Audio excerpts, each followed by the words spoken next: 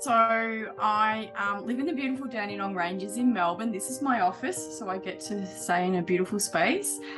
Sold our business recently over the last 3 years and self-employed. I didn't know what I was going to do life after Gaia, so it was a little bit scary. And I've spent half my life in my marriage doing what I've been doing. So my life has taken a massive change in the last 3 years. And I kind of fell into being a business and marketing strategist and absolutely love what I do, love watching businesses grow, and that's what I fill my days with. You're listening to Property Investor Tales, stories from the front yard. Here's your host, James Evenden. Hello and welcome to Property Investor Tales, stories from the front yard, where I get to speak with property investors from around Australia about their investing journey. My name is James Evenden and I'm a property consultant at Positive Real Estate, where we help people to build wealth through property. This is episode 49 and I'm so excited to bring it to you. It's been a long time in the making, and with over 8,000 clients across Australia and New Zealand, there are some incredible stories to tell, which hopefully make your investing journey even easier. Today, my guest is Michelle Vogranek. Michelle is a remarkable woman. She is a business leader, having built a great company many of you may have heard of. She is a business coach, sharing those lessons and everything she learned from that space. She's a highly successful investor, owning blue chip properties with high equity and cash flows in them. Outstanding stuff there. She's also a martial arts expert, competing and coaching on the world stage. I know that Michelle has got some amazing lessons for us. I can't wait to hear them. So enjoy this conversation with Michelle and enjoy the show. Hello, how are you? How is everyone?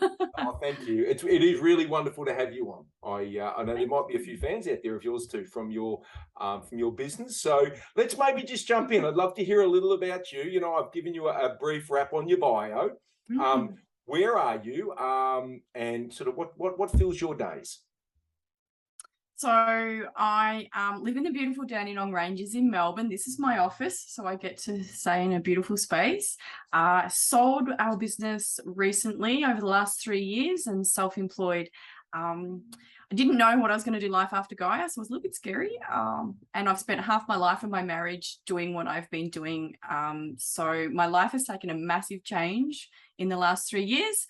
And I kind of fell into being a business and marketing strategist and absolutely love what I do, love watching businesses grow. And that's what I fill my days with, as well as, a little bit of karate in there as well, instructing karate. Well, I want to hear a little bit about that for a moment, because not many of us wear business hats, life hats, mum hats, all these hats. And I'm a karate instructor. Have you done that since you were a kid, or is that a later in life pursuit?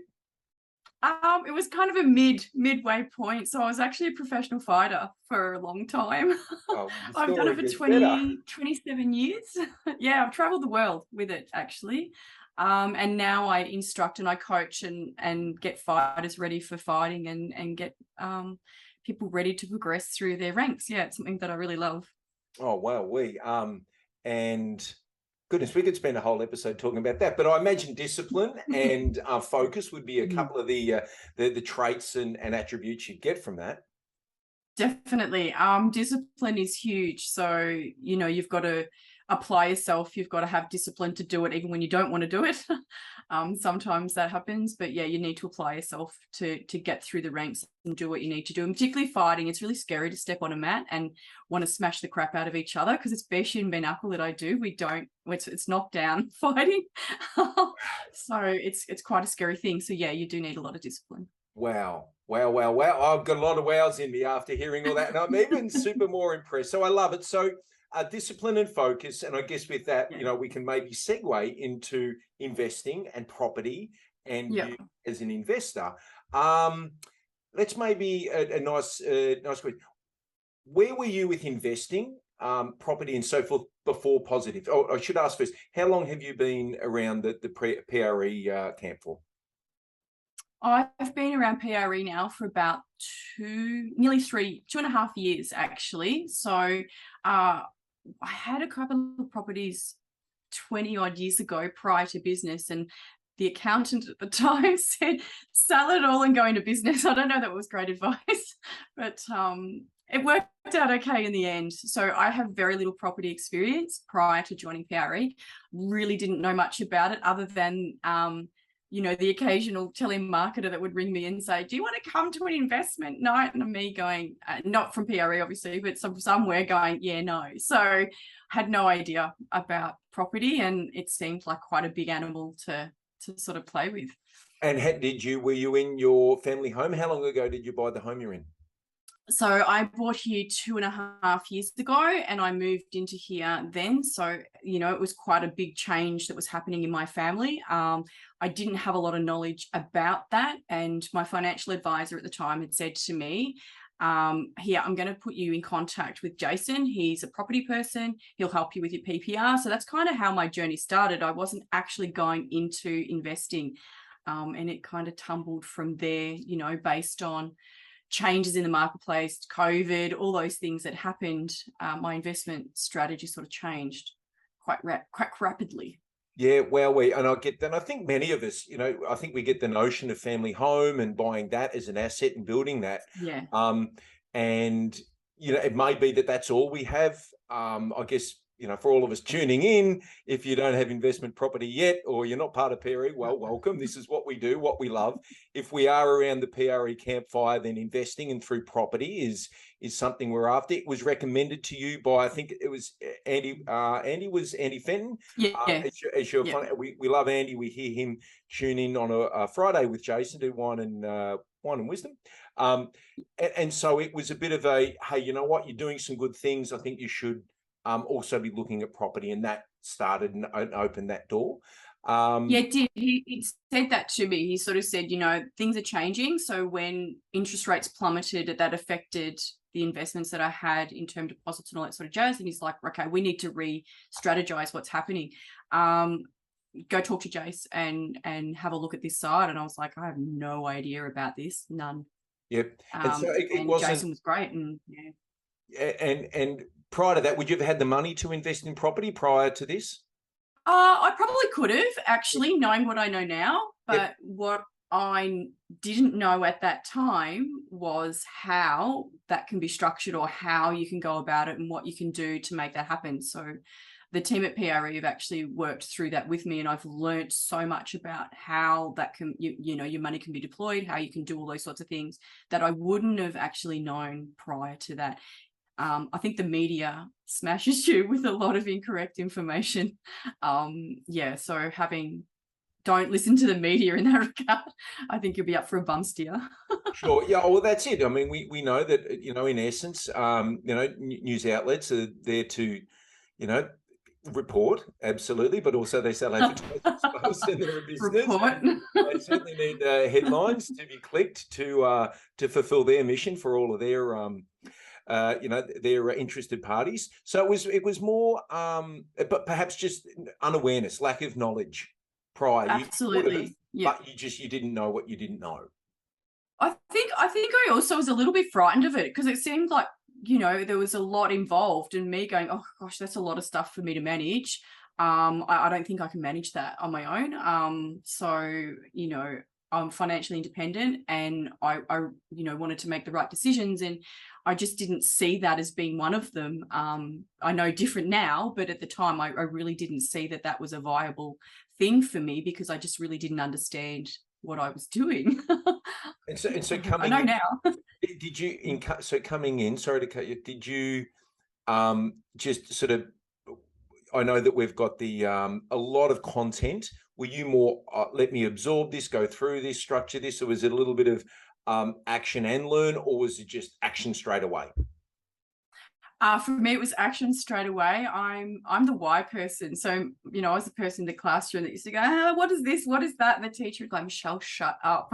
Stop asking so many questions. So for me, it was kind of like, go in and learn as I was going along, and having, poor Haley, and Megan, I was on the phone to them and messaging them constantly with this list of questions. And what if this, and how does this, and where does this, and that side of things. So learning as I've gone along, I can't believe how much I've learned, actually.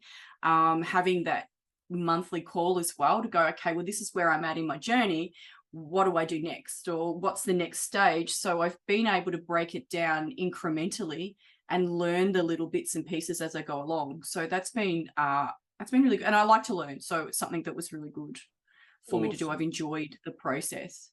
And as a coach yourself, you've grown into that role. I know that through business and being such a successful businesswoman. And were you able to say, okay, I can see the structure here. I really like this. I know where this is likely taking me. You trusted that, and were you booking a monthly call? Were you thorough with things? I've sort of heard a few things like that there.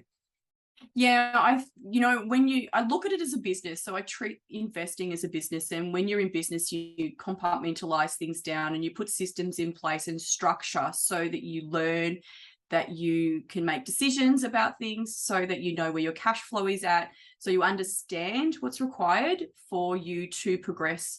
So I kind of look at it that way and broke it down, going, right, I'll have my monthly call. I still do have a monthly call with my coach. My coaches, Megan and Jace, are my coaches. So I sit down with them. I did that yesterday, actually. And because the market has changed so rapidly, being able to sit with them and go, well, what do I do now? Because this is happening. There's a delay. What happens with that? Or how do I go about that? And so having that support along the way, and then all of the mentoring nights. So I'm on every mentoring night, every fortnight. So all of those things, all in combination, I think has helped me put into place my structures, my process, my learning. It's kind of a package, really, actually. I don't think that, and it's quite unique. I haven't seen it in sort of anywhere else. Oh, I love it. Well, I love hearing that. And, from someone, as I said, who is a coach and who gets that, you've been able to just say, right, show me the way, hold my hand, take me through the process. You did hit on something there that I'd like to maybe explore a little bit more on. You talked about your cash flow, your numbers, and that sort of thing. And I know from you that that's been a big part of you really nailing that. What were you like with that from a personal standpoint, numbers, financials, or the rest, sort of pre, and then as you come aboard and said, holy cow, I better get sorted on this. Let's talk about that for a minute. Oh, I'm a bit of a spreadsheet nerd, as I'm sure you know, but I don't really know what my cost of living was. I really didn't understand how much I spent, or what I was spending my money on. So having set up a spreadsheet and making sure I knew exactly where my money was going, so I knew how much I needed or what I had left or how I could use my money better, rather than just rolling through every day and going, yeah, it seems it's like this. And then getting, the advice on, well, if we want to do this, these are the things that I recommend you do as part of this journey, so that you can then either go for leverage later down the track, or like I don't have a credit card. I used to operate off the whole bill it to your credit card and then pay it off in full. I don't do that anymore. I've got no credit card. I've got no debt, which is great. Making sure I understand. Yeah, it's really important. No personal debt. Yeah, no personal. You've got debt, but not personal debt. So car, credit card, etc. And that's something I'm aware of. So so knowing your numbers, did you use Excel? Let's get a little bit more granular here. Did you use Excel? Did you have, because there's some fancy tools out there and that can be overwhelming for some, but I'm still a bit of an Excel junkie. I'm a real nerd for spreadsheets. I think data is important, and when you've got the right data, you can make decisions. I've got a spreadsheet at the moment, but I also have an app which downloads my bank accounts. So then those bank accounts spew, and I actually had a financial analyst put my spreadsheet together so that that all downloads into the spreadsheet and then spews out into the categories in which I spend. So I know each month where I'm at. And I think that's really important. It's really easy to do, but it can get overwhelming. Personal living expenses, running, multi-million-dollar business, and that's some heavy lifting in terms of accounts and financials. This is for your personal life. Yeah. Wow. And so that's an app. If you don't know, you don't know. And how can you make decisions? And because I am financially independent, I want to make sure that I'm making the right decisions. I think it's when you get to, so I'm 49, I'm hanging on to that 49 for the next 4 months. But I think you get to, I think you get to a point where you sort of go, gee, retirement age isn't that far around the corner. What do I need to do? And I quite wonder how many people, I think it's quite a high percentage, I don't have the data on that, but that would wait to this point and suddenly go, right, what do I need to do now to retire? But it's not a bit late. It's never too late, but it would have been good to know that, or actually understand that a little bit earlier. So now, you know, understanding where everything is at is really important. So I can make those decisions for that future sort of area of my life. I love it. And you know what? If you don't do your own numbers, no one's going to. You can pay your accountant, and if you've got an account, you can do all the rest. You've still got to provide the numbers. You've still got to reconcile your own numbers and know them, whether it's through Xero, whether it's through a spreadsheet, an app, or whatever it is. Yeah. And if you're not aware of your own, you can't make decisions. You've got. But you know what was interesting? This was fascinating. I also recorded all the refunds that I did. So when you go, you know, to Kmart or you go somewhere and you have a bit of an impulse buy, and I actually recorded $3,500 worth of refunds in a year. So, you know, that $10, $15, $20 spend that you do, you don't realize how much that adds up. So I was really surprised at the end of the year that by doing, so, you know, that's not including what I spent. Cool. That's just the ones that I went, oh, that was a bit of an impulse buy, I'll take that back. It equated to $3,500 a year. So, wow. And I wouldn't have known that, nor would I have even thought that it was remotely close to that had I not had the data to validate it. And were you looking at that and able to break it down on a quarterly basis? Was it monthly, week? You know, tell us around a little bit of shape around that. Yeah, so looking at that, I realized there were certain times, like, so in high stress, I'm a bit of a shopper, or and I think with COVID it was kind of closed off. Like being in Melbourne, we had, you know, pretty severe lockdowns. We couldn't go shopping. So, you know, I was able to do and check that out and then go, wow, oh, I did that there and I've done that there. Okay, well, I've spent more here, so I'm going to not spend as much over here. And know that I've got this goal in mind. And it's good because with all the planning and everything with the portfolio, I know I've got this as my end goal and I'm kind of motoring along. And if I start stuffing it up over here somewhere, it's going to affect over here. So like having that data is really, really important. I do review it. I review it regularly. And I think I review it. Yeah. Sorry? I was going to say timing. You mentioned COVID there and lockdowns and all the rest. And I know from my own personal and family spending habits, many of us may be in a similar to COVID. We didn't holiday. We didn't shop as much. Now, online shopping certainly increased and all sorts of things. But many of us, you know, decided, well, let's do a reno. My personal journey is I'm doing a reno, my family home. We redirected a lot of our spend or saved a lot. And now that things are open, holidays on, travel's on, for some of us, maybe even me, we're going, right, it's spending's back on again, right? So now more than ever, it's important to have a handle of, okay, what was I able to live with? What was the upside of that, you know, in terms of savings and all the rest and reinvesting, and goodness, maybe not slipping into old habits, and knowing your numbers and reviewing them is pivotal. That's what I'm hearing. I never thought that I was actually able to get a handle on this information. I'm dyslexic and numbers, you know, kind of play a little bit. I process them quite differently to a lot of people.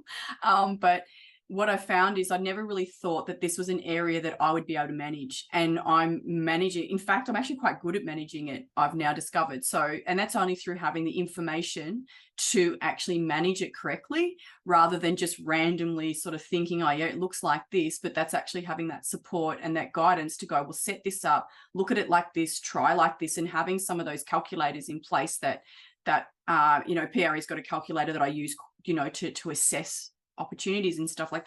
But if I didn't have those and that support, I wouldn't actually know what I was capable of or what I can do.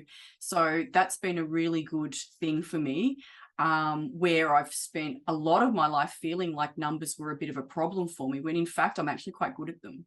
Oh, wow. Okay. Wow. There's a door there. Like, let's explore that a little, because you didn't feel you were good with numbers. You may not necessarily have had to do them. You know, in your business, you had an accountant, you had all these sort of things, and other people doing those things.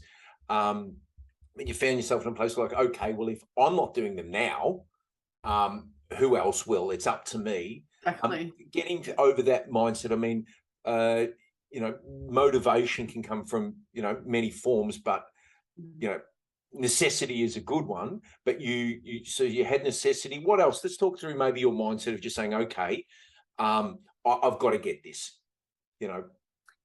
Yeah, I think and Andy Fenton is really, really good at explaining this side of things. So previously my accountant would speak to me and I'd look at him like, what are you talking about? Or someone else would talk about, real estate or whatever. And I'd be like a deer in a headlight going, I have no idea what you're talking about. But when I found Andy to be able to break it down and explain to me how to do bits and pieces and how to put it together, and I started to have confidence around that and change my money story. I think I was sort of thinking that, I couldn't do that. But when I started to embrace, well, I have to do this and I don't want to give it to my accountant to do. I actually want to understand it so that then I can make decisions, or it was something that I wanted to understand a bit better. And yeah, it was really interesting. Then suddenly go, yeah, well, I'm actually quite good at this, which I didn't think I was. It may not be the same as how other people do things, but the outcome is the same. So yeah. No, I love it. So what I'm hearing there was obviously a need and a necessity for you to do.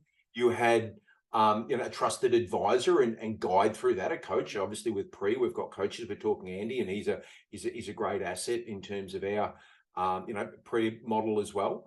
So you had a guide and a coach there to help you with it.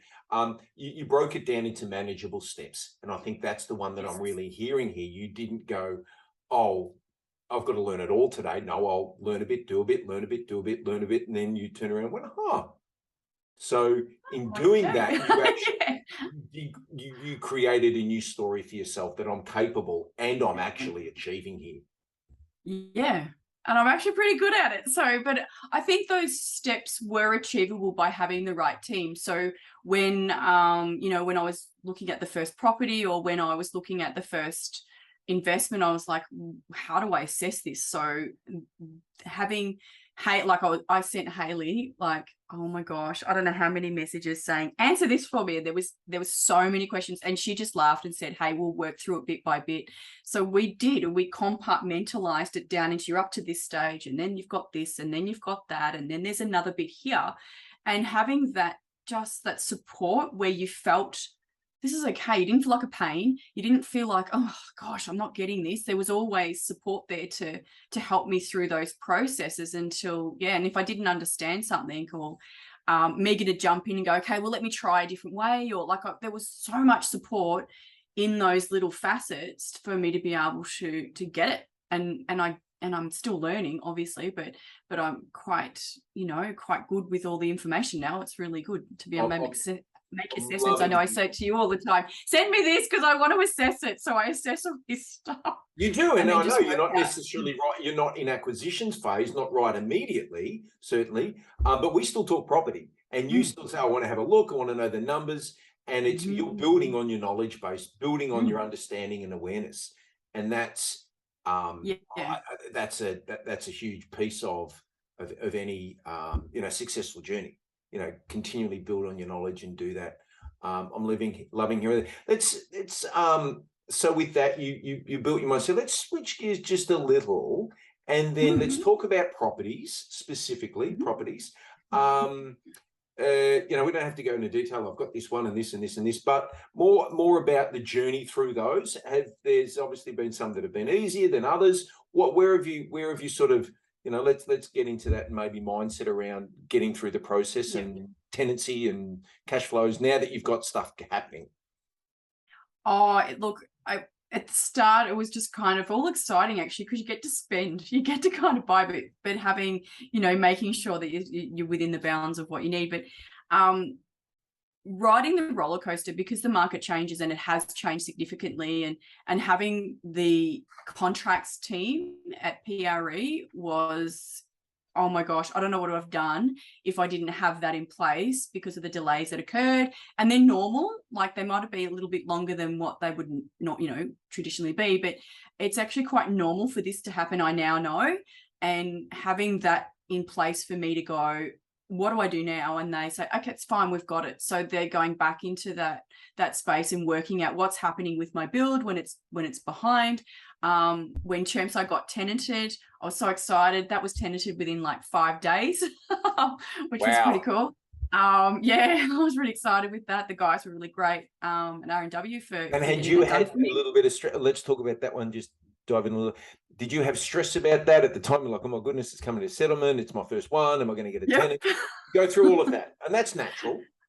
Yeah, exactly. And what I'm realizing is these things are natural. And I think, I think resilience is a gift that we can give ourselves and our children in life. Like if we can learn to ride the roller coaster and just ebb and flow with uncertainty and all those sorts of things, then you cope so much better as a person. And so when I'm looking at this thing going, how do I select someone? So I was like, what information do I need to know? How does this work? How does that work? So again, I was back on the messages and got all the answers that I needed to make decisions, and based around whether or not, when can a tenant move in, what money is being offered, how long, and all those types of questions were answered for me to make a decision and then put a tenant in. So I was a bit excited about that. I was doing a little bit of a happy dance in my office.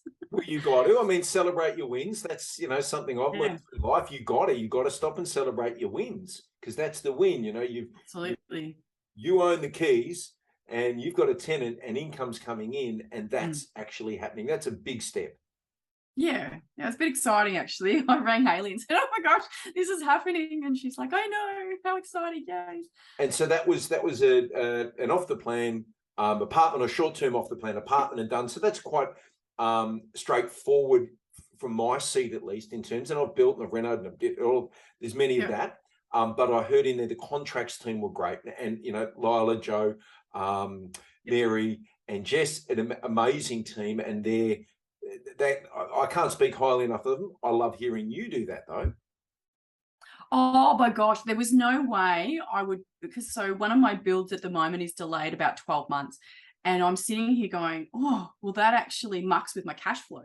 So that's okay. What do we need to do? What do I need to do? I've gone back my end, and knowing my numbers again has helped me do that, being able to go, okay, that's a little bit behind. What do I need to do in the interim? And what happens now? Or what does this mean when I've got this, an email through saying, oh, this is happening and that's happening. What does this mean? And being able to go back to Joe or to Mary and go, what does this mean? It's okay. We've got it covered. That means this means that. And we'll go back and liaise for you. You don't need to do anything. So that was a godsend, because I was really quite nervous going, I have no idea what this means. So being able to get that explained, and then having someone manage that for me, or pick up, no, they shouldn't be emailing you, they should be emailing us, or this is how that extension should work. It's like this, not like that, I would have no idea about. So, and then explaining that to me was really helpful. I love that, because it's really rubber meets the road space. Contracts and terms and all the rest. And Lila and the team, the contracts managing team, I always say, we don't do in-house legal work for you. You get an independent, legal advice solicitor to do that, and that contracts there. But they're there to, take it from first step to, a tenant, and everything that comes with that and in between. Some processes are straightforward, nice and simple, but as we know, some aren't, right? And that's the investing journey. You did say there, a build 12-month delay. It hasn't been easy through COVID for a lot of builds and a lot of builders and land, and certainly Southeast Queensland has seen a literal boom of never felt proportions and effects, right? You're having to sit and wait and be patient. That mustn't be easy, but how are you getting through that?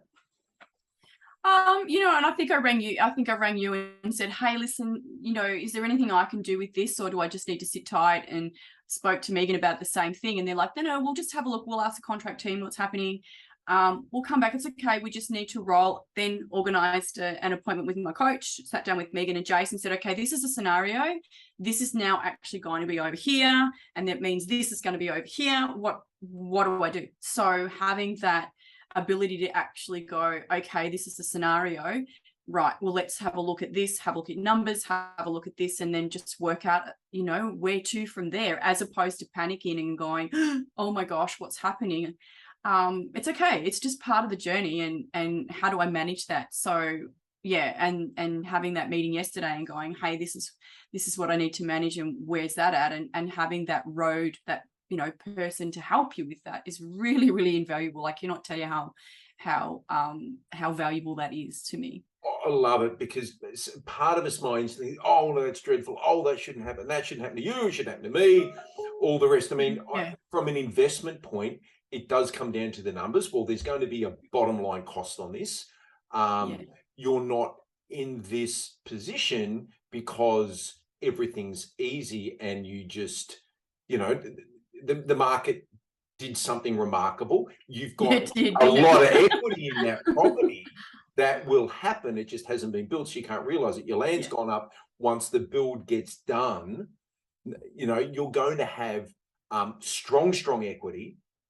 You could focus on what you don't have now, which is, I don't have the home I expected, etc., etc. I've got some higher outgoings, cash flow. Or okay, well, this is going to cost me a bit more in terms of ongoing cash flow. If I get my head right, you know, I can close the file on that and know that I will have that outstanding result, probably better than I could have imagined, because that market's boomed. So it's a lot inside here, isn't it? It is definitely. I think mindset's really, really important, and words have power. And the more we learn to, as I said, ebb and flow, and being in business teaches you quite quickly to ebb and flow with challenges. And I probably wasn't previously that great at it, but I've learned over time to be better at it. Otherwise, you just get stressed, and I don't want to get stressed. I would rather just roll with it and then just treat it as a naturally occurring kind of event, that you just, everything goes up and it goes down and you just roll with it rather than stressing out about it. But as long as you have the data, and, you know, having that information on my spending was huge, because then I could go back and go, yeah, all right, not visiting Kmart this week, or I'm not visiting those places this week, and being able to adjust a little bit. And yeah, that was easy. I won't go out for dinner maybe, or, you know, whilst, you know, for a short period of time, but it gave me options, and the data enabled me to make decisions. I love it. I love that you've come back around to that after we've talked about mindset and this and that. Well, come back to the numbers. They've given you confidence where you didn't have confidence in that space before. You learned that through simple steps, you know, getting good coaches and advisors, breaking it down, asking a lot of questions, which well done, and getting clear on it, so that when you continue your journey, you can go back and say, okay, I've got this because I've learnt this and I've got these numbers. I mean, I'm confident now with the decisions I make, whereas previously I was like, oh, am I doing the right thing? What am I doing? And so during a coaching call, for example, I've gone back to Megan and said, okay, this is my thought. It looks like this and it's like this. Is that actually right? Am I on the right? And she said, you're absolutely on the right path, and add this in there, and then you'll be able to, oh yeah, cool. Like it really has. And I'm not questioning myself anymore. I know that what I'm doing or how I'm going about it is perfectly fine. It's more than fine. It's actually working really well. Oh, I love hearing that. And I really do hear that you speak fondly and with respect on what Megan and coaches are able to bring to it. There's many awesome coaches inside the pre-organization. I love that, because the coaches help us with our mindset. Yes, there's strategy and there's all of these things, but being able to pick up the phone to someone who's probably gone through it, and is able to be your sounding board to go through it and say, you know, huge to do that. Awesome. I love it. All right. Maybe one or two more questions here, to just, you know, if you could go all the way back, you're talking to young Michelle, all right, and now you know what you know about property. What would be your advice? Because there's some of us who are tuning in here, they're in their 20s. Go for you guys. What would you say to your young 20-something Michelle about property investing in the future ahead? I think, you know, I would get information, and get the right information and support. You know, the media hams things up and tells you that the sky is falling, look out. But when you look at the data doesn't lie. And if you get in and amongst the right support with the right information, and just take the time to do that, you'd be amazed at what you can create now for the future. And I think when you are younger, you don't want to know about that. But as I said, getting into this, you know, turning 50 this year, going, oh, hang on a sec, I do want to know about that. It'd be great if I knew about that back then, but had the right support to do that. Data doesn't lie, and PRE have shitloads of data. Or now you're going to have a disclaimer on your podcast. I haven't dropped the F-bomb today, so you're doing okay. Today's age. But yeah, having that information, and actually here's the facts and here's the support to do it. And I think if you had that back then, it would make a difference to the path that you take on your journey, and realize, I think, your money story. So wealth creations is a good thing to do, whereas, you know, sometimes it's seen as arrogant, or sometimes it's seen as something that's not, I don't know, it's just sometimes has a stigma to it. But embrace that this is part of your future. This is part of what gets you to where you want to go, and live the life you want to live, as opposed to getting up day to day and just doing, you know, Groundhog Day. It actually enables you to live your life by design, I guess, and be able to manage that. So yeah, go back earlier and look at it rather than waiting until you're turning 50. I love it. It's never too late, but you know. No, it's not. No, it's not, right? No, it's not. I love hearing all of that. And live your life by design. What a beautiful term and phrase, and something to aspire to. The future. Yes, we know that a big 50th. I want to see photos of that. But are you excited about what's in front of you in terms of investing, and how you're setting yourself up and what you've got ahead? I am, because I'm actually now going, I know what I need to live on. I know what I want to have fun, like that extra above and beyond. And I know what I want. I want to go to Japan next year for the World Tournament. So I'm already in my mind now going, all right, how do I make that happen? So there's lots of I've got the systems in place to allow me to do that. So I know that, right, if I want to take October, I'm away 3 weekends out of there's 5 in October, I think. I'm able to actually make those things happen just purely by the structure and the support that I have. I can now do that. Whereas previously I would have gone, how am I going to make that happen? And not thought, had that forethought about how to do it. Oh, wow. Well, I love it. And, the future is undoubtedly bright. The future is here. 50's okay. I turned 50 earlier in the year. So you and I both, it's a good year to be born. All right. I'm okay with turning 50, actually. I just side note that I was a couple when I sold the business and everything else, and I did have a little bit of a body meltdown. I stopped hating my body. I hit a point now where I'm like, I don't want to do that anymore. And I know women really do that, and we're really hard on ourselves, and thought, no, this is who I am, and I want to embrace that and be happy with who I am and live, a happy life. And yeah, it's kind of all connected, I think. Yeah. People you're around, they say, there's some of the people you're around, and yeah, making sure I'm around all of these positive people really do make a difference. Well, I think you've given that gift to many today who will have loved tuning in and hearing your story, your journey, your lessons.